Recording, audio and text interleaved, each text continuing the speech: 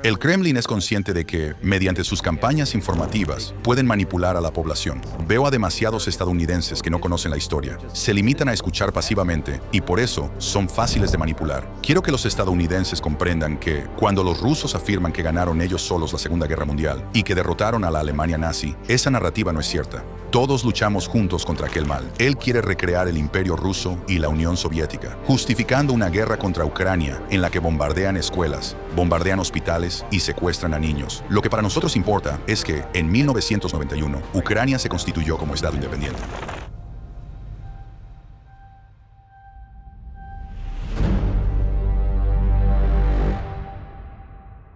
Profesor Korn, me complace muchísimo darle nuevamente la bienvenida a nuestro segundo podcast. Gracias por dedicarnos su tiempo y por compartir hoy sus conocimientos con nosotros y con nuestra audiencia.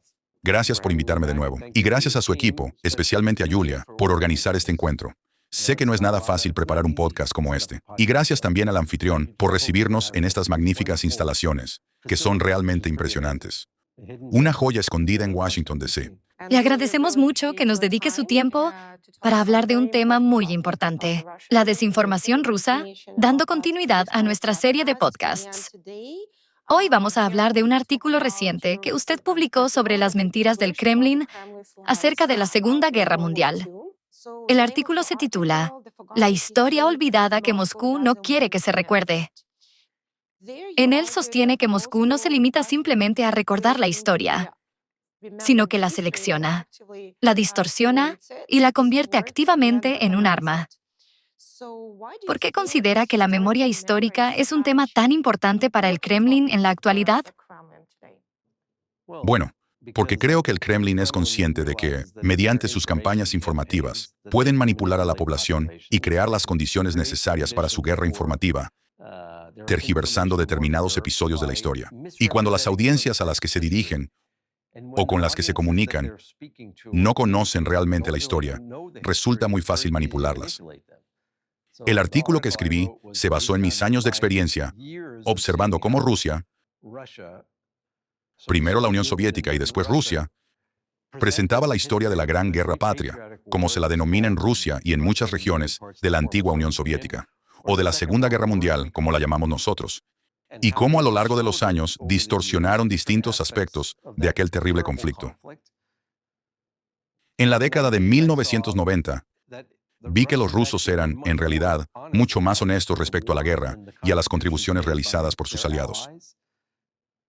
Sabemos que, tras el colapso de la Unión Soviética, se habló mucho del pacto Molotov-Ribbentrop, es decir, de la decisión de Stalin de aliarse con Adolf Hitler y con la Alemania fascista, desde 1939 hasta 1941, hasta que Hitler lo engañó y atacó a la Unión Soviética. Durante los años 90 también se habló mucho y existió un gran reconocimiento de lo que Estados Unidos hizo mediante el programa de préstamo y arriendo y de otros aspectos de nuestra ayuda a la Unión Soviética.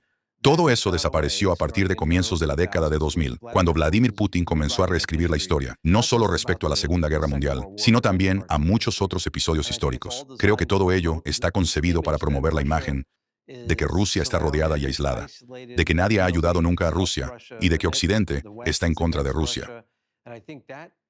Y creo que esta línea argumental se ha utilizado para manipular al propio pueblo ruso y justificar las políticas de Putin destinadas a controlarlo, negarle el acceso a Occidente, intentar restablecer o reconstruir el telón de acero que existía antes del colapso de la Unión Soviética y asustar a la población para hacerle creer que debe aceptar a Putin y sus políticas, cuando en realidad esas políticas no sirven a sus intereses, sirven a los intereses de un pequeño grupo de personas del Kremlin.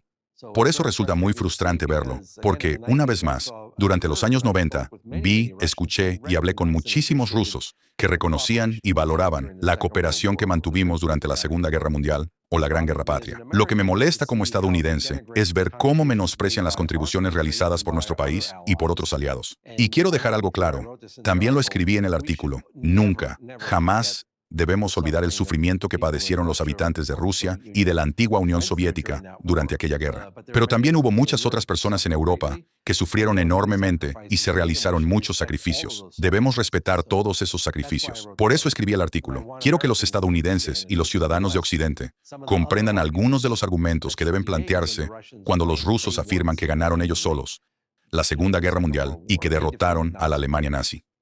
Esa narrativa no es cierta, en mi opinión. No es históricamente correcta. Usted describe la manipulación rusa de la historia de la Segunda Guerra Mundial como parte de la propaganda y, en esencia, de la guerra cognitiva. En su opinión, ¿cómo deberían evaluar los responsables políticos occidentales los riesgos para la seguridad que surgen cuando la historia pasa a formar parte de la guerra informativa moderna? Bueno, creo que es un asunto muy importante.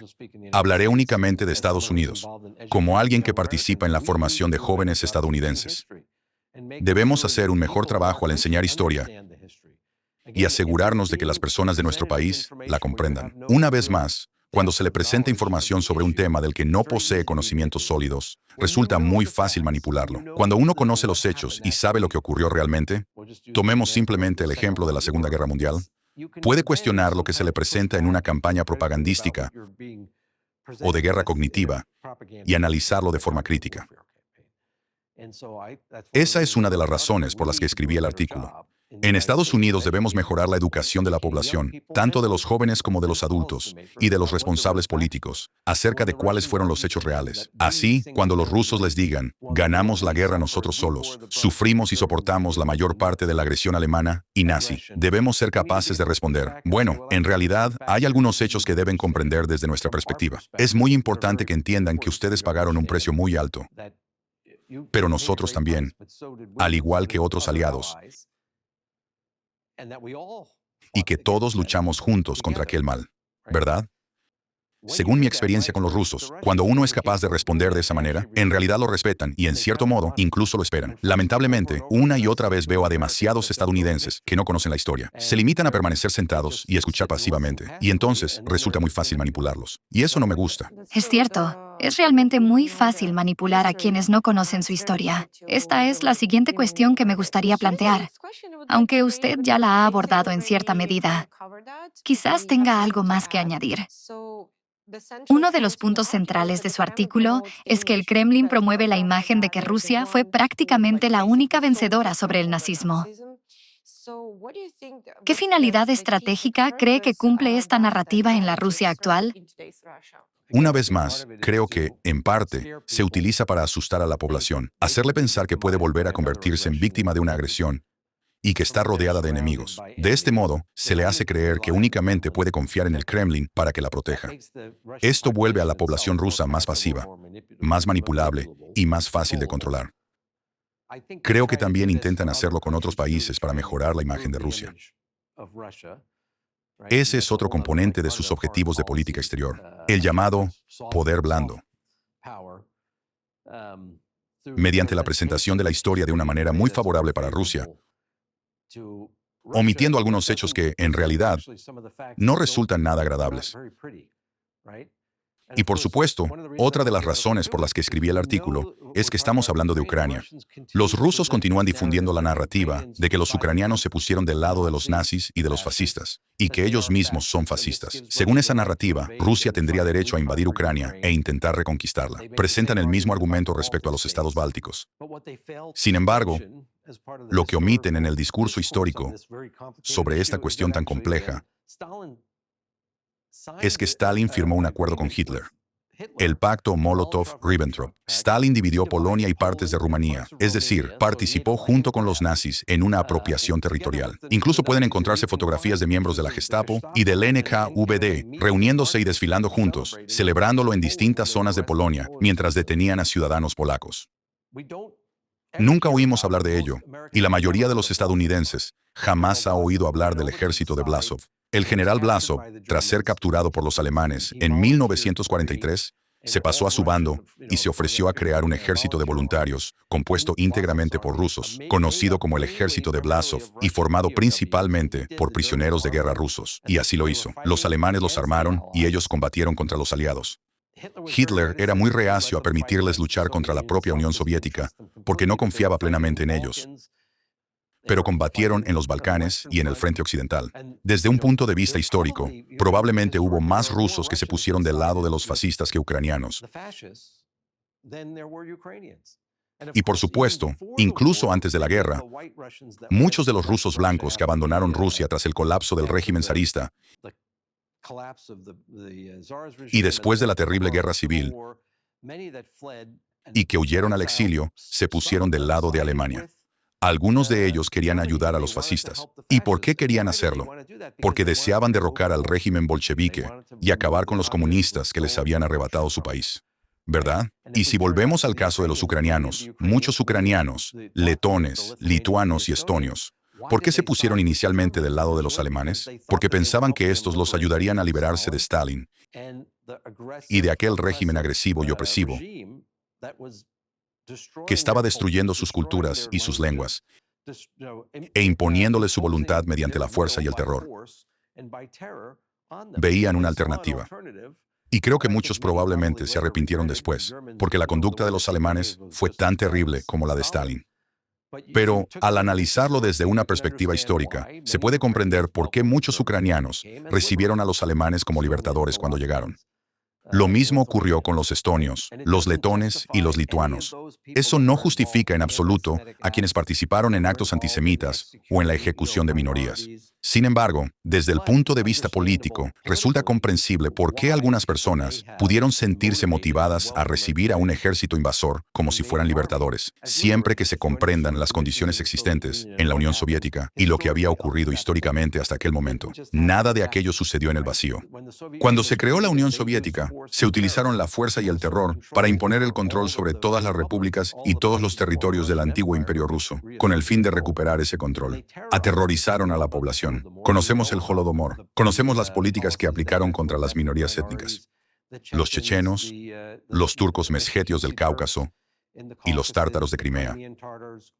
Sabemos lo que les hicieron. Y en muchos casos, aquello formaba parte de una campaña de terror, destinada primero a imponer y después a mantener el control desde el Kremlin. Desde su punto de vista, ¿cómo funciona el uso que hace el Kremlin de la narrativa antifascista como arma política contra Ucrania y Occidente? Porque es algo que también sigue siendo relevante en la actualidad. Sí, bueno, porque a ver, nadie en Occidente, hablemos de Estados Unidos, debería aceptar el fascismo.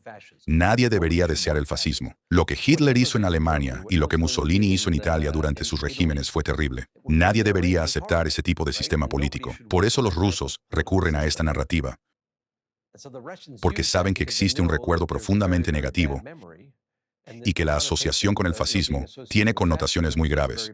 De este modo, pueden utilizarla contra los ucranianos para debilitar el apoyo a Ucrania, afirmando que, si apoyas a Ucrania, apoyas a un régimen fascista, apoyas el fascismo y apoyas a los fascistas, ¿verdad? Y ese argumento es sumamente exagerado e inexacto. Como han señalado algunas personas, el presidente de Ucrania es judío. ¿Sería realmente fascista?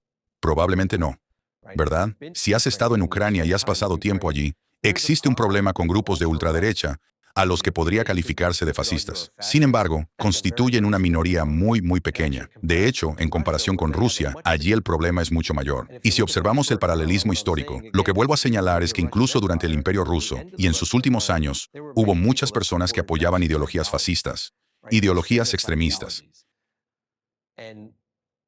Este tipo de personas existía en cualquier país. Pero afirmar que toda Ucrania está gobernada por fascistas me parece un argumento absurdo. Sin embargo, lamentablemente, muchas personas de nuestro país y de otros países lo creen porque desconocen la historia. Sí, y también lo hemos visto antes. Ciertas narrativas aparecen en las redes sociales y se difunden con gran rapidez. Después, de algún modo, llegan a grandes medios de comunicación, a veces incluso a medios respetados. Y, de repente, uno abre artículos que, en esencia, contienen desinformación rusa, pero que se difunden por todo Estados Unidos o Europa. ¿Observa una continuidad entre la propaganda histórica de la época soviética y el revisionismo histórico de la era de Putin? ¿O considera que el enfoque del Kremlin ha cambiado de manera significativa? Bueno, incluso durante la época soviética hubo distintos periodos y diferentes enfoques a la hora de presentar esta historia. Durante la etapa de Khrushchev, la de Brezhnev y la época de Stalin, existió cierta continuidad en la propaganda soviética, pero creo que la situación ha empeorado considerablemente bajo Vladimir Putin. Y, como siempre he dicho, no creo que quiera recrear la Unión Soviética. Quiere crear este monstruo que yo describiría como una combinación reconstruida del Imperio ruso y la Unión Soviética, una especie de Utilizan muchísimo el simbolismo. Han recuperado la fe ortodoxa, la han utilizado y la han convertido en un arma. También han recurrido a símbolos de la época zarista para intentar movilizar a los ciudadanos y apelar a sus sentimientos patrióticos. Y de nuevo, mediante este tipo de propaganda histórica, utilizan una combinación de argumentos con diferentes objetivos. Si quieren desacreditar a su enemigo, por ejemplo, a los ucranianos, y debilitarlo, lo llaman fascista. Si quieren reforzar el prestigio del Estado ruso, afirman que derrotaron ellos solos a la Alemania fascista. Como escribí en el artículo, de lo que nunca hablan es de que no hicieron nada contra el Japón imperial. Dejaron ese problema en manos de Estados Unidos, del Reino Unido y de nuestros aliados australianos en la región del Pacífico. Estados Unidos lideró aquella campaña. Los soviéticos no declararon la guerra a Japón hasta el último momento, cuando, según creo, lanzamos nuestra primera bomba atómica. Mi valoración es que Stalin quería que nosotros libráramos aquel conflicto para poder concentrarse en otros asuntos. De hecho, en el artículo hablo de la famosa Operación Snow. Fue una operación de acción encubierta muy poco conocida, pero que todos los estadounidenses deberían conocer, y que fue ordenada por Stalin. Los propios rusos presumen de ella. Manipularon a Japón y a Estados Unidos para llevarlos a la guerra.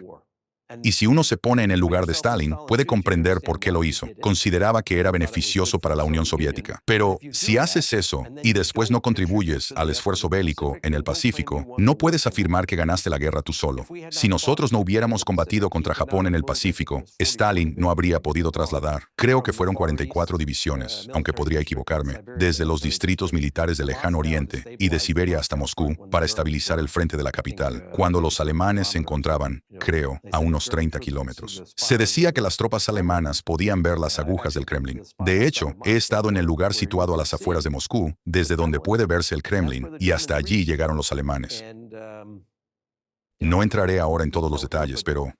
Si quiere explicarlo, puede hacerlo, por supuesto. Bueno, es importante saber que la Operación Snow fue diseñada para manipular a Estados Unidos y a Japón y llevarlos a la guerra. Porque Stalin temía que los japoneses invadieran la Unión Soviética, y él no podía combatir en dos frentes. La historia de cómo descubrió que los japoneses no iban a invadir la Unión Soviética es fascinante, pero el hecho es que, si nosotros no hubiéramos luchado contra Japón, él habría tenido que enfrentarse a ese problema. Y nosotros lo hicimos. Muchos estadounidenses murieron y combatieron en el Pacífico.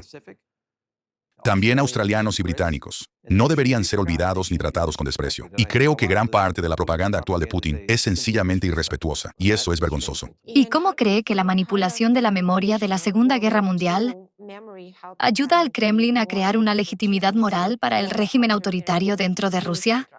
¿Cómo funciona exactamente? Es una gran pregunta. Lo que he observado desde que Putin llegó al poder, pensemos en la década de 1990. En la Rusia de los años 90 había mucho caos y desorden. Creo que la gente tenía miedo y estaba preocupada. La transición hacia una economía de mercado y hacia la democracia no salió bien. Probablemente porque se llevó a cabo con demasiada rapidez y no se ajustaba a la mentalidad política rusa. Creo que en Occidente se cometió el error de asumir que simplemente se podía imponer a los rusos parte del sistema estadounidense o europeo. En mi opinión, fue un grave error. Y como reacción a todo aquello, la gente se asustó. Entonces aparecieron personas como Putin y dijeron, podemos traer estabilidad y orden. A cambio, ustedes deben renunciar a su libertad. Lamentablemente, recuerdo a rusos que, a finales de los años 90, decían, estamos dispuestos a renunciar a nuestra libertad de expresión. Estamos dispuestos a hacerlo porque queremos seguridad y protección. Una vez, un hombre me dijo, mire, quiero poder leer lo que quiera, decir lo que quiera y escribir lo que quiera, pero prefiero que mi hija pueda caminar por la calle sin que la violen. Esa era la realidad a la que se enfrentaban. Había una enorme inestabilidad y, por supuesto, durante más de 20 años, el Kremlin ha utilizado sistemáticamente ese miedo para recordar constantemente a los rusos que la elección que hicieron, el contrato que aceptaron, era el siguiente. Ustedes me entregan el poder. Un poder absoluto, y yo les doy estabilidad y prestigio. Voy a convertirlos de nuevo en una gran potencia. Ya no estamos de rodillas. Nos hemos levantado y el mundo tendrá que contar con nosotros. Mi argumento es que, probablemente hasta 2012 o 2013, Putin le dio eso a Rusia, y hay que reconocerle ese mérito. Pero después de 2014, con su invasión de Ucrania y el comienzo de la guerra en Ucrania, todo empezó a volverse en su contra. Hoy Rusia no está mejor, sino peor como consecuencia de ello. Acabamos de ver cómo los ucranianos atacaron una terminal petrolera a las afueras de Moscú. Durante el Foro Económico de San Petersburgo, vimos ataques contra objetivos situados en las afueras de la ciudad. Sabemos que la delincuencia está aumentando en Rusia. Sabemos que estos veteranos están regresando a sus hogares y que existen graves problemas sociales en el país. La financiación de los servicios sociales se ha reducido para financiar la maquinaria bélica. Hoy Rusia no está mejor que en 1999. Yo diría que, de hecho, probablemente está peor. Y la población tampoco tiene derechos. Por eso espero que, en algún momento, el pueblo ruso comprenda que el contrato que firmó no ha sido respetado por el Kremlin. Necesita un contrato alternativo con una nueva autoridad. Porque no creo que Putin haya cumplido sus promesas. Hablando de guerra cognitiva, en las elecciones presidenciales de 2018, Putin quería una participación muy alta. Creo que sabía que iba a ganar porque no existía ninguna alternativa. La oposición rusa estaba dividida y destruida, y nunca iban a permitir que ganara otra persona. Pero en las redes sociales circuló un video que todo el mundo debería ver. Fue difundido por partidarios de Putin y apelaba a todos los miedos que tenían los rusos. No voy a entrar en todos los detalles del video, pero en esencia, analizaron psicológicamente qué era lo que asustaba a los rusos y después utilizaron esos temas para motivarlos a acudir a votar. Explotaron su miedo a las minorías étnicas. Explotaron sus temores hacia la homosexualidad.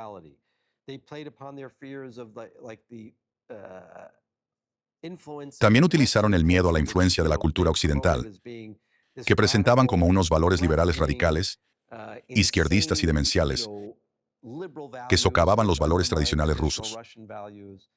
Y lo hicieron de manera muy eficaz. Probablemente consiguieron que más personas acudieran a votar porque tenían miedo de que, si no elegían de nuevo a Putin, llegaría la alternativa. Y para ellos, la única alternativa posible era ese liberalismo demencial, ese orden globalista al que muchos rusos temen. Y lamentablemente, hoy vemos que en Occidente también muchas personas sienten ese temor. No están contentos con ello. Y la propaganda rusa aprovecha igualmente ese miedo en Occidente, también en nuestro país. Manipulan a la gente presentando a Rusia como la patria de los auténticos valores tradicionales. Hace un par de años, al visitar Moscú, se veía por todas partes la sigla ZOJ. Sabe, Zdoroby Obraz Жизни, es decir, estilo de vida saludable, valores familiares tradicionales, etc. Muy bien. Pero, ¿es realmente así? Yo no lo creo. Porque cuando uno mira más allá de la fachada, descubre muchas otras cosas. Probablemente esa sea la verdad únicamente cuando alguien le muestra esa imagen. Pero si uno mismo entra en las redes sociales y ve vídeos cotidianos de personas que viven dentro de ese país, descubre un estilo de vida muy diferente y muchas otras realidades, como sucede en todas partes. Sí, como en todas partes. No es la realidad. Es simplemente la imagen que intentan proyectar. Sí, los conservadores de Estados Unidos no deberían dejarse engañar y pensar que el Kremlin representa los valores tradicionales con los que crecieron aquí, en Estados Unidos. Está muy lejos de ello. Muy lejos. También ha mencionado el miedo, y creo que es muy importante hablar de ello. Por un lado, parece bastante evidente que cuando una persona siente miedo, resulta muy fácil manipularla. Pero, al mismo tiempo, cuando surge una situación concreta, uno lee esos artículos o escucha determinadas narrativas y siente realmente ese miedo, se olvida de todo lo demás y termina actuando bajo manipulación. Va a votar o hace cualquier otra cosa que necesiten de él. Creo que es muy importante explicar a la gente cómo funciona este mecanismo. El miedo ha sido utilizado durante siglos, porque es precisamente una de las emociones que hacen que una persona sea mucho más fácil de manipular. Exactamente, sí. Su artículo también sugiere que la historia distorsionada no es únicamente desinformación sobre el pasado, sino un mecanismo para moldear el comportamiento político actual. ¿Cómo funciona este proceso desde el punto de vista psicológico y social? Una vez más, creo que, si consigues crear una determinada impresión o construir unos cimientos falsos en la mente consciente o subconsciente de tu audiencia, después puedes manipularla con mucha facilidad y seguir edificando sobre esos falsos cimientos. ¿verdad? Puedes seguir construyendo sobre las mentiras, porque tu audiencia objetivo desconoce la verdad alternativa. No la conoce. No tiene nada con lo que contrarrestar esas afirmaciones. Y por tanto, acaba aceptándolas como verdaderas. Y después, con el paso del tiempo, algunas personas atribuyen a Lenin una frase, aunque no sé si realmente es suya. Una mentira repetida suficientes veces se convierte en verdad. ¿Verdad?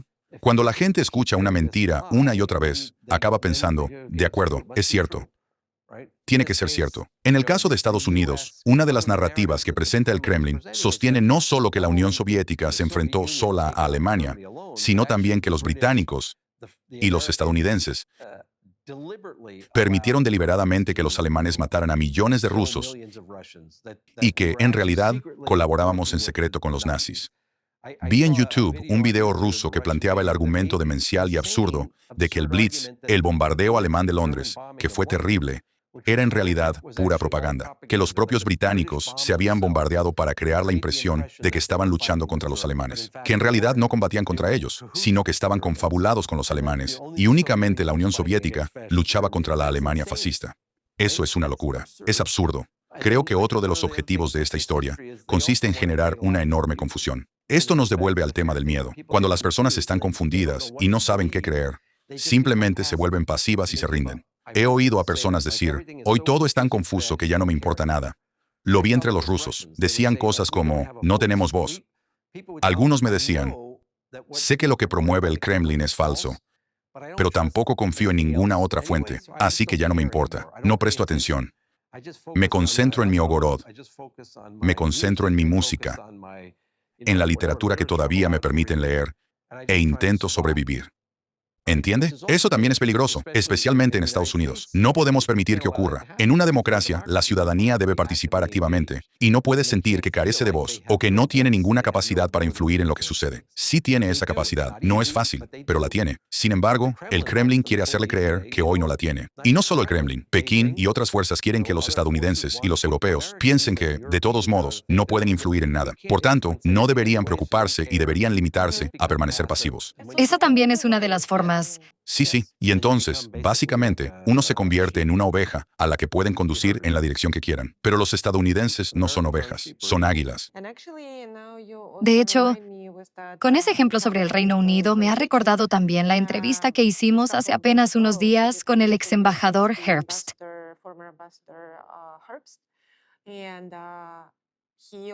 Él mencionó asimismo la situación ocurrida en el Donbass, en el este de Ucrania.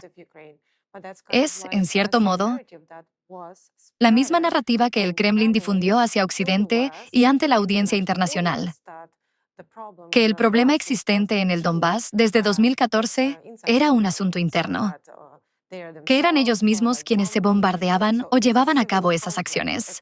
Es decir, que se trataba de un conflicto civil y no de una operación dirigida desde Rusia. Él también explicó que quienes llegaron a convertirse, por así decirlo, en dirigentes del Donbass eran personas procedentes del FSB. Es muy fácil comprobar sus antecedentes y ver que venían de Rusia. Por tanto, no se trataba de un... Estadounidenses como el embajador John Herbst son peligrosos para el Kremlin porque conocen la historia. Trabajaron durante años en la región y conocen su historia. Cuando uno lo escucha hablar, puede exponer toda la evolución histórica de estas cuestiones, algo que el Kremlin no puede hacer. Lo he visto. Hace poco coincidí con él en un evento y se lo dije. Hace un par de años lo vi en la televisión rusa. Fue antes de la invasión a gran escala. Participaba en uno de esos programas por videoconferencia. Y los rusos hicieron un comentario sobre Ucrania y repetían constantemente "na Ukraine". Él, en cambio, insistía en decir "Vukraine". Intentaron darle una lección, pero él les respondió con firmeza. Dijo, no me den lecciones sobre cómo se debe hablar. Así es como lo dicen los ucranianos. Por eso no dicen "na Ukraine". Y ustedes deben respetarlos. Igual que se debe respetar cuando ustedes dicen "Rosí", nadie diría "na Rosí". ¿Verdad? Entonces, ¿qué les da derecho? Y no me den lecciones sobre cómo hablar cuando se trata de Ucrania. Era el ex embajador de Estados Unidos en Ucrania. Conoce la historia de Ucrania. Por eso, benditos sean estadounidenses como John Herbst. Más estadounidenses deberían escucharlo, porque él estuvo allí y lo vio.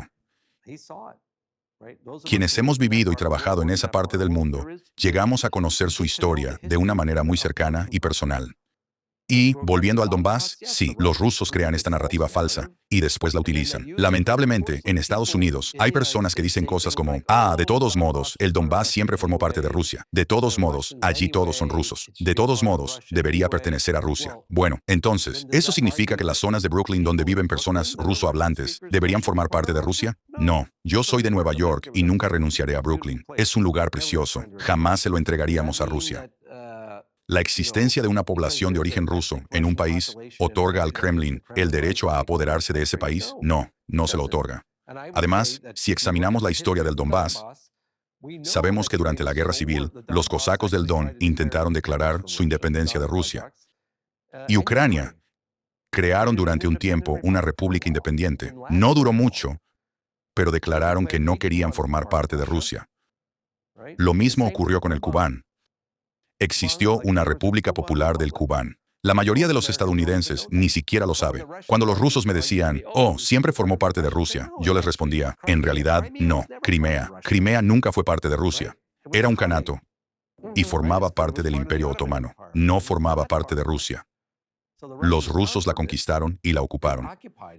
Después intentaron deshacerse de la población de Crimea y la sustituyeron por ucranianos y rusos. Ahora están tratando de expulsar a los ucranianos y afirmar que históricamente siempre formó parte de Rusia. Es un argumento absurdo. Siguiendo esa lógica, los británicos tendrían derecho a afirmar que las 13 colonias formaron parte de Inglaterra y que pueden recuperarlas. No. Por suerte, los británicos no plantean semejante argumento. Sin embargo, los rusos continúan utilizando ese razonamiento demencial y, lamentablemente, algunas personas de aquí lo aceptan porque desconocen la historia. También quería retomar algo que comentamos antes sobre las expresiones na Ukraine y Vukraine. Quizás podríamos explicárselo brevemente a la audiencia, sobre todo al público estadounidense. Na Ukraine sería algo así como sobre Ucrania, mientras que Vukraine significa en Ucrania. Bueno, por lo que entiendo, los rusos argumentan que Ucrania significa estar en el límite o en la periferia del imperio, es decir, que es parte del imperio, ¿verdad? Pero lo que ignoran es que en ucraniano, Kraina significa país o tierra. No significa periferia. Los rusos interpretan la palabra desde la lengua rusa y tratan de sostener que Ucrania era una región situada en los límites de su imperio y que, por tanto, tienen derecho a considerarla parte de él. Desde el punto de vista lingüístico, puede parecer una cuestión menor, pero yo estoy de acuerdo con los ucranianos. No, se dice en nuestro país, Vukraine. En cualquier caso, para la mayoría de los estadounidenses, es difícil comprenderlo sin conocer ambos idiomas. Pero es un matiz importante. Hace poco escuché a un alto funcionario decir durante una conversación, bueno, ¿acaso no significa en la periferia? Porque conoce el ruso.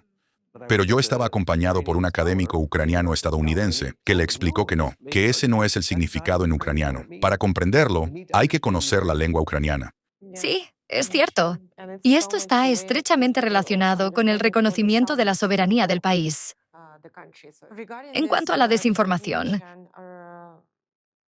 y concretamente a la desinformación histórica, desde su punto de vista, ¿por qué las sociedades democráticas suelen reaccionar con lentitud, incluso cuando ésta afecta directamente a su seguridad nacional?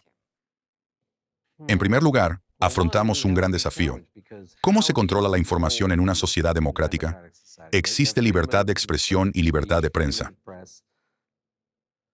Personalmente, creo que ya lo mencioné en el podcast anterior, no apoyo a quienes en Estados Unidos afirman que necesitamos algún tipo de censura. Me parece una mala idea. En la mayoría de las sociedades democráticas, no existe un organismo o una institución que controle la información como ocurre en las dictaduras. La ventaja de Putin, al igual que la de Xi Jinping, es que disponen de lo que llamamos un enfoque integral de todo el aparato estatal para abordar cualquier cuestión. La maquinaria propagandística rusa incluye a los servicios de inteligencia, al Ministerio de Asuntos Exteriores, a la radio, la televisión y ahora también a Internet. Todo está diseñado para respaldar la narrativa del Kremlin. En Estados Unidos no tenemos algo así. A veces incluso, el Departamento de Estado dice una cosa y el Departamento de Guerra otra. Por supuesto, también existen medios de comunicación libres y personas que expresan lo que desean. Por eso, con frecuencia, falta unidad en el mensaje. Sin embargo, durante las crisis o en tiempos de guerra, he visto cómo esos mensajes pueden coordinarse y resultar muy eficaces. Durante la Guerra Fría, la administración de Ronald Reagan comprendió que necesitábamos integrar mejor los conocimientos especializados y coordinar los esfuerzos dentro del gobierno federal para detectar la propaganda y contrarrestarla. Para ello creó un mecanismo específico. Pero fue algo muy poco habitual. Que yo sepa, ese mecanismo ya no existe, ya no lo veo. Durante mi carrera, después del colapso de la Unión Soviética, no volví a verlo. Lamentablemente, aquella capacidad fue desmantelada. Pero, en última instancia, como estadounidense, no quiero que nadie me diga qué puedo leer ni a qué información se me permite acceder. No creo que la censura sea la respuesta. Creo que la respuesta es la educación. Y lamentablemente, en mi opinión, hemos permitido que el nivel educativo se deteriore en Estados Unidos. Probablemente ocurre lo mismo en Europa Occidental y en algunos otros países democráticos. Fue un error. Hemos permitido que se debiliten algunas habilidades básicas, incluida la más importante, el pensamiento crítico. No fomentamos el pensamiento crítico entre los jóvenes durante su educación, y tenemos que corregirlo. En mi opinión, esa es la mejor respuesta frente a la propaganda. ¿Qué cree que deberían hacer de manera diferente Estados Unidos y Europa para contrarrestar el revisionismo histórico ruso? Bueno, volviendo a mis comentarios sobre la educación,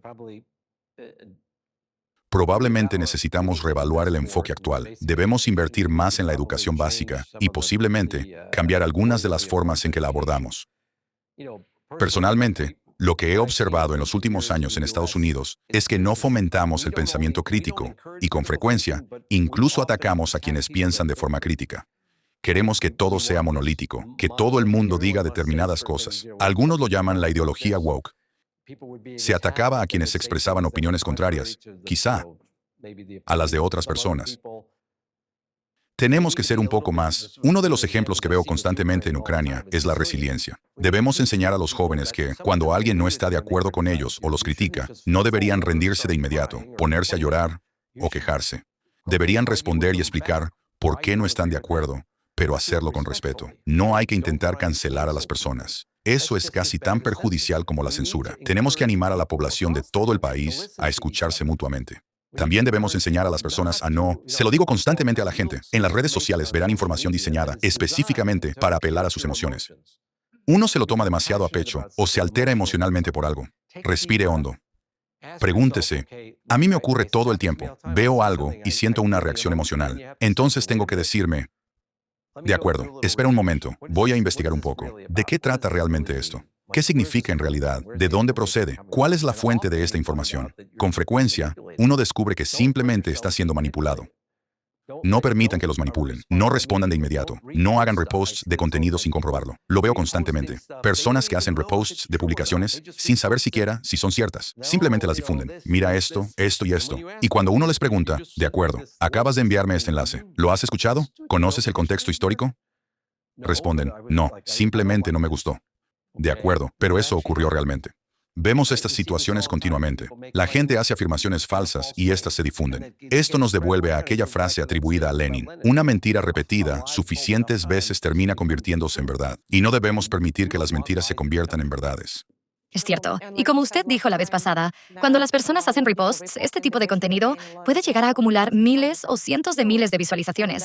Entonces se produce el siguiente paso. Quienes ven que una publicación tiene 100,000 visualizaciones, se fijan únicamente en esa cifra y piensan, entonces probablemente sea verdad. Sí, Simplemente porque tiene muchas visualizaciones. así actúa mucha gente. Y aún más peligroso es cuando lo hacen personas influyentes, que ocupan una posición de autoridad en la sociedad. Cuando hacen un repost, la gente dice, este general lo ha compartido, así que debe de ser verdad. Este ex senador o este congresista, quien sea, lo ha compartido. Esta estrella de cine lo ha compartido. Entonces tiene que ser verdad. Pues no. Es cierto, únicamente si se comprueban los hechos. Exactamente. Y sea quien lo publique o lo comparta, hay que comprobar los hechos. Sí. ¿Y qué formación tiene realmente la persona que lo está compartiendo? ¿Qué sabe de verdad sobre el tema? ¿Qué investigación ha realizado? Pero las personas ven algo, reaccionan emocionalmente, hacen un repost, y eso puede causar mucho daño. Sí, y ya vemos hasta qué punto resulta perjudicial y cómo influye en las opiniones y las acciones de las personas. Porque todo funciona mediante una relación de causa y efecto. Después vemos cómo las personas comienzan a enfrentarse unas contra otras y así sucesivamente.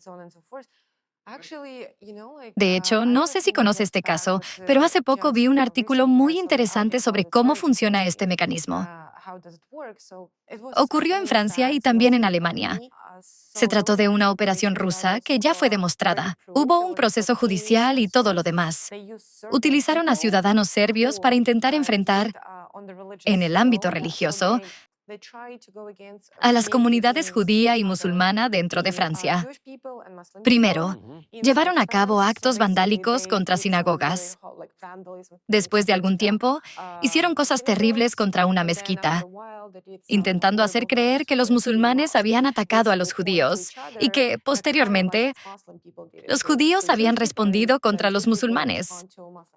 Sin embargo, en realidad, ninguno de los miembros de esas comunidades había participado en aquello. Cuando se celebró el juicio, esos ciudadanos serbios reconocieron su culpabilidad.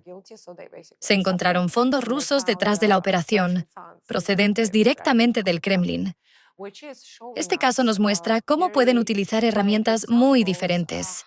Estamos hablando de guerra cognitiva, pero también vemos este tipo de acciones en las redes sociales, dirigidas contra comunidades religiosas y otros grupos sociales, con el objetivo de enfrentarlos entre sí. Creo que es muy importante aprender y comprender que, aunque veamos algo en las redes sociales, no debemos creerlo de inmediato. Primero tenemos que investigar quién está detrás. En casos como este resulta difícil, porque es necesario demostrarlo mediante pruebas, como en aquel proceso judicial. Pero aún así, Ha planteado una cuestión muy importante. Conviene conocer casos como este, porque demuestran que un determinado grupo o actor puede utilizar este tipo de mecanismos para exacerbar las emociones y dividir a las comunidades. La razón por la que lo hacen es que comprenden que, si consiguen dividir, tomemos simplemente el caso de Estados Unidos. Si logran fragmentar el país en pequeños grupos que están permanentemente enfrentados entre sí, entonces, en primer lugar, Estados Unidos deja de representar una amenaza para Rusia y para el poder de Putin. Y en segundo lugar, ellos pueden imponer su control y dominar sin necesidad de llegar nunca a una guerra real. Basta con una guerra informativa. El enemigo se vuelve tan débil porque la gente no logra ponerse de acuerdo. Sus fuerzas no pueden unirse ni ofrecer resistencia. Así que básicamente se rinden sin más. Ese es el objetivo. Y esto no se limita a los rusos. También lo utilizan algunos de nuestros otros adversarios. Es una forma de librar una guerra. Por eso los estadounidenses deberían reflexionar sobre ello. Usted ha mencionado este caso, y nosotros tuvimos uno en Texas, donde intentaban provocar tensiones entre una comunidad musulmana y una comunidad cristiana. Hicieron exactamente lo mismo. También lo hicieron en Nueva York durante la década de 1970, cuando intentaron provocar enfrentamientos o violencia entre la comunidad judía y la comunidad afroamericana. Sabían que existían ciertos puntos sensibles y los explotaron. Intentan exagerar la situación o echar leña al fuego ante cualquier indicio de tensión. Y si uno conoce este mecanismo, quizá cuando empiece a sentirse enfadado o alterado por algo, pueda detenerse y pensar, tal vez me estén manipulando. ¿Es realmente mi enemigo la persona que vive al otro lado de la calle? ¿De verdad me odia tanto? En muchos casos, si uno cruza la calle y dice, oye, tú eres musulmán y yo soy cristiano, o yo soy judío y tú eres musulmán, ¿de verdad nos odiamos tanto? A menudo descubre que tienen mucho más en común y que, en realidad, no se odian, pero alguien está intentando hacer que se odien. Este tipo de guerra no fue inventado por los rusos, pero ellos lo han perfeccionado en muchos sentidos. eso es exactamente lo que también comentamos hace un par de días. Ellos no lo crearon, sino que aprovechan los puntos débiles y buscan esas vulnerabilidades para utilizarlas. Esto me recuerda nuevamente al telegrama largo de George Kennan, en el que explicaba que Moscú buscaría las debilidades ya presentes y que nosotros debíamos comprenderlo y fortalecer a Estados Unidos. Ese es el mensaje fundamental para nosotros. Sin embargo, muchas personas suelen pensar, tal vez ellos creen algo. No, no lo hacen. Observan dónde ya existen debilidades y pueden utilizarlas para reforzar su propia narrativa. Un ejemplo muy claro fue la Operación Infection. Los soviéticos sabían que existía una gran sensibilidad en torno a la epidemia del SIDA en Estados Unidos. Sabían que algunos estadounidenses estaban muy preocupados y que existía la idea de que quizá el gobierno había creado el virus para perjudicar a la comunidad gay u homosexual. Y eso era un hecho. Dentro de Estados Unidos había pequeños grupos marginales que difundían esa teoría. Entonces los soviéticos la recogieron, comenzaron a amplificarla, utilizarla y difundirla. Propagaron la idea de que el gobierno estadounidense había creado el SIDA para perjudicar a su propia población, a las poblaciones africanas y a otros países. Lamentablemente, durante años fue una operación muy eficaz.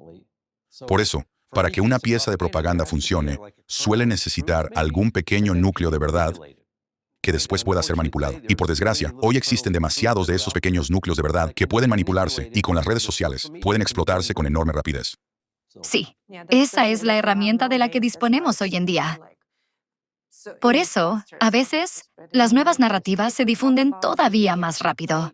Si hablamos de cómo contrarrestar la desinformación, ¿qué señales de alerta deberían buscar los analistas cuando las narrativas históricas empiezan a convertirse en una justificación de agresiones, represiones u operaciones de influencia extranjera? Bueno, una vez más, creo que todo se reduce a conocer la historia. Hay que empezar a observar cuándo un adversario está promoviendo una determinada narrativa histórica y preguntarse si la está utilizando para preparar o justificar una acción agresiva contra otro país o contra otra comunidad. Si uno consigue detectarlo y frenarlo a tiempo, quizá pueda contrarrestarlo y privar al adversario de esa justificación. ¿Verdad? En el caso de Ucrania, cuando difundían constantemente afirmaciones como Ucrania es un país fascista, está gobernada por fascistas, o el Pravi Sector lo controla todo. Quizá, si hubiéramos actuado antes, comprendido mejor lo que estaba ocurriendo y respondido con mayor eficacia, habríamos debilitado su capacidad para justificar la invasión a gran escala. Tal vez sí, tal vez no, pero les habría resultado mucho más difícil justificarla. Lamentablemente, creo que algunas personas en Occidente pensaron, bueno, quizá exista una razón real por la que tengan que hacerlo. Y por supuesto, dentro de la propia Rusia también debemos mejorar nuestra capacidad para contrarrestar todas esas narrativas falsas. Lo he dicho una y otra vez. El pueblo estadounidense no es enemigo del pueblo ruso. La mayoría de los estadounidenses no quiere una guerra con Rusia, no quiere ver sufrir a los rusos. Le gustaría mantener una buena relación con Rusia. Estados Unidos no está amenazando a Rusia. Trabajé en el gobierno durante 34 años y nunca vi ningún plan para invadir Rusia ni destruirla. De hecho, hace un par de años escribí un artículo sobre toda la ayuda que le hemos prestado a lo largo del tiempo. Estados Unidos proporcionó una gran cantidad de asistencia a Rusia. Ayudamos a evitar que entrara en suspensión de pagos o colapsara durante la década de 1990 y los primeros años de la década de 2000. Los programas de ayuda a Rusia probablemente continuaron hasta 2012 o 2013, quizá incluso hasta 2014. Por tanto, el objetivo de Estados Unidos no era destruir Rusia. Putin promueve esa narrativa, una vez más, para asustar a la población y motivarla a odiar a Estados Unidos y a los estadounidenses. Y no deberíamos permitir que eso ocurra. Una de las tragedias de la situación actual es que ya no existe ese intercambio. Muchos de los rusos que conocí a lo largo de mi carrera y que realmente habían viajado a Estados Unidos o tenido contacto con estadounidenses, sentían un gran aprecio por el país. Les encantaba Estados Unidos. Hablaban muy bien de Estados Unidos y comprendían que los estadounidenses no eran sus enemigos. El año pasado nos reunimos, no quiero extenderme demasiado, con un funcionario ucraniano de muy alto nivel, cuyo nombre no mencionaré. Nos contó cómo había crecido en la Unión Soviética. Su padre era oficial de la Fuerza Aérea Soviética y a él lo educaron para odiar a Estados Unidos. Estados Unidos es el agresor. Es el país malvado que va a destruir la Unión Soviética. Nos contó que, cuando estaba en el instituto, participó en un programa de intercambio y viajó a Estados Unidos durante un par de semanas. Cuando regresó, le dijo a su padre, «Eres un mentiroso, me has mentido, esta gente no nos odia». Según él, su padre respondió, «No, simplemente, era una aldea Potemkin, Pokasuja, Onio Manuliteva». Con el tiempo, llevó a su padre a Estados Unidos. Después de pasar allí un par de meses, un día su padre se acercó y le dijo, «Tenías razón, yo estaba equivocado. Los estadounidenses no nos odian. No quieren destruir el mundo ni destruirnos. Son como nosotros. Son seres humanos». Vi lo mismo una y otra vez a lo largo de mi carrera, mientras vivía en Rusia y en otras zonas de la antigua Unión Soviética. Los estadounidenses no somos tan diferentes. Podemos tener algunos valores distintos, pero no somos tan diferentes del ciudadano ruso común. Sin embargo, el ciudadano ruso común permite que un pequeño grupo de personas lo manipule para que apoye sus políticas demenciales, como justificar una guerra contra Ucrania en la que se bombardean escuelas, se bombardean hospitales y se secuestran niños. No deberíamos tener nada en común con eso. Pero, antes de todo esto, vi que teníamos mucho en común. No somos enemigos del pueblo ruso, y creo que no hemos sabido transmitir suficientemente bien ese mensaje. Después de la invasión a gran escala, Arnold Schwarzenegger hizo un video excelente. No sé si lo recuerda. Se dirigió directamente al pueblo ruso y lo hizo realmente muy bien. Lamentablemente, ya no era gobernador ni ocupaba un cargo con poder político. Nadie más intentó transmitir ese mensaje, y eso fue un grave error. Ronald Reagan, conocido como el gran comunicador, comprendió que podía dirigirse directamente al pueblo soviético, y lo hizo con gran eficacia. Hasta el día de hoy, muchos rusos recuerdan a Reagan con simpatía, porque su mensaje era: no soy su enemigo, no quiero una guerra, no los odiamos, no nos gusta su sistema político y no estamos de acuerdo con él. Pero, como personas, no queremos un conflicto con ustedes. Solo queremos vivir en paz y, de hecho, ayudar a mejorar sus vidas. Y Estados Unidos está dispuesto a contribuir a mejorar sus vidas. En mi opinión, tenemos que transmitir mucho más este mensaje a Rusia. Llegamos a la última pregunta del podcast de hoy. Teniendo en cuenta su artículo y todo lo que ha mencionado, Rusia intenta actualmente reformular la narrativa mundial sobre la Segunda Guerra Mundial y presentar su propia versión de la historia ante la audiencia internacional. Desde su punto de vista, ¿cuál es el hecho o la verdad histórica más importante que debería recordar el público estadounidense para impedir que esa narrativa sea distorsionada o alterada? ¿El hecho más importante?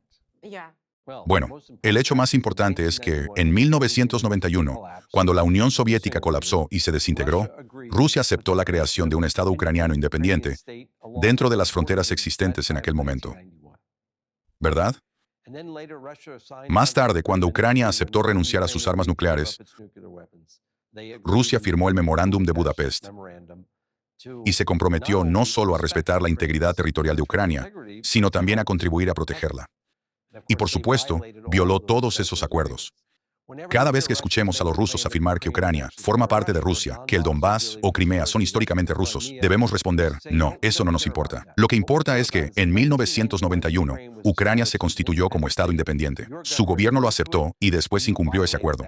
No vamos a permitir que redibujen las fronteras a su antojo o según sus deseos 20 años después para justificarlo. Porque, siguiendo esa lógica, cualquier país podría presentar una reivindicación semejante. España podría afirmar, por ejemplo, que Florida formó parte de España y que, por tanto, tiene derecho a recuperarla. Cualquiera. Cualquiera. Por eso debemos mantener una postura firme y basada en principios. Independientemente de cómo interprete cada uno la historia, el hecho es que, en 1991, Ucrania se constituyó como país independiente. Debemos respetar ese hecho y respetar sus fronteras.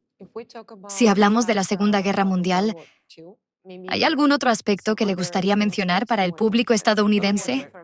Sí, para los estadounidenses, una vez más, el Pacífico. Stalin no solo no entró en la guerra para ayudarnos allí, sino que, de hecho, instigó una guerra entre Estados Unidos y Japón.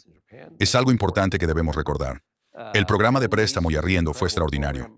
Muchos estadounidenses y muchos aliados murieron transportando suministros. La ruta marítima del norte era extremadamente peligrosa. Los barcos eran torpedeados. Muchos miembros de nuestra marina mercante murieron mientras abastecían a Rusia, o más exactamente, a la Unión Soviética. No deberíamos olvidarlo. La campaña aérea estratégica contra Alemania y contra su industria tuvo un impacto real en la maquinaria bélica alemana.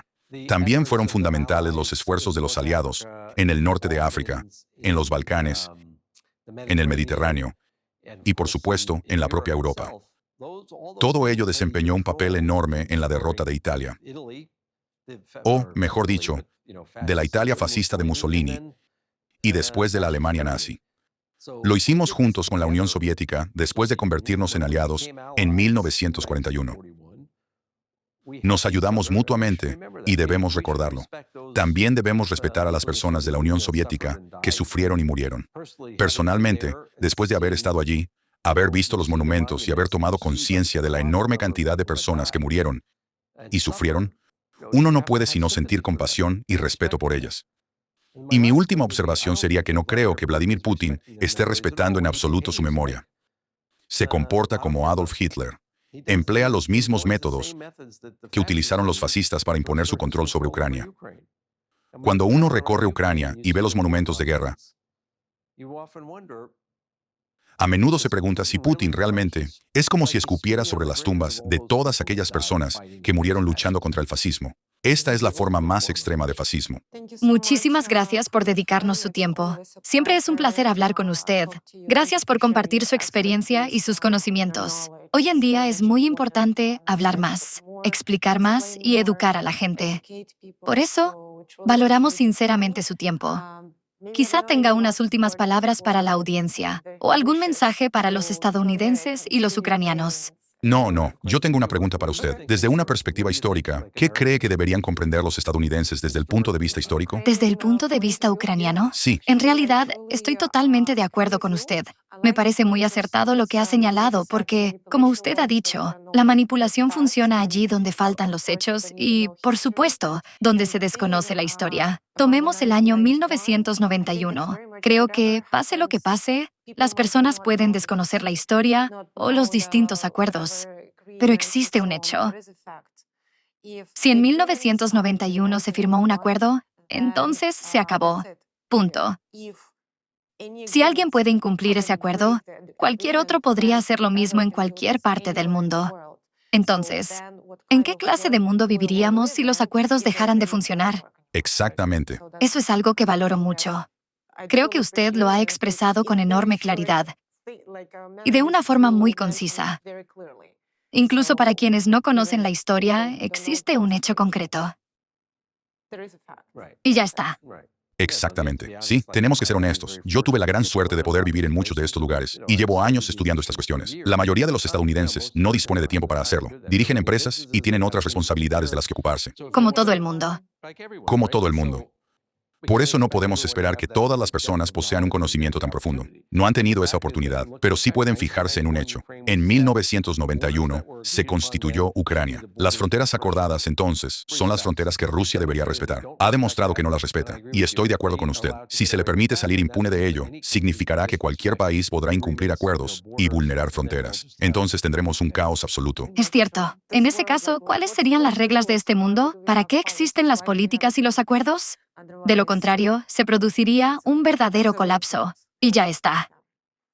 Muchísimas gracias. Gracias nuevamente por su tiempo, por difundir este mensaje y por combatir la desinformación, algo que resulta sumamente importante. Y gracias nuevamente a todo su equipo. Gracias por invitarme al programa.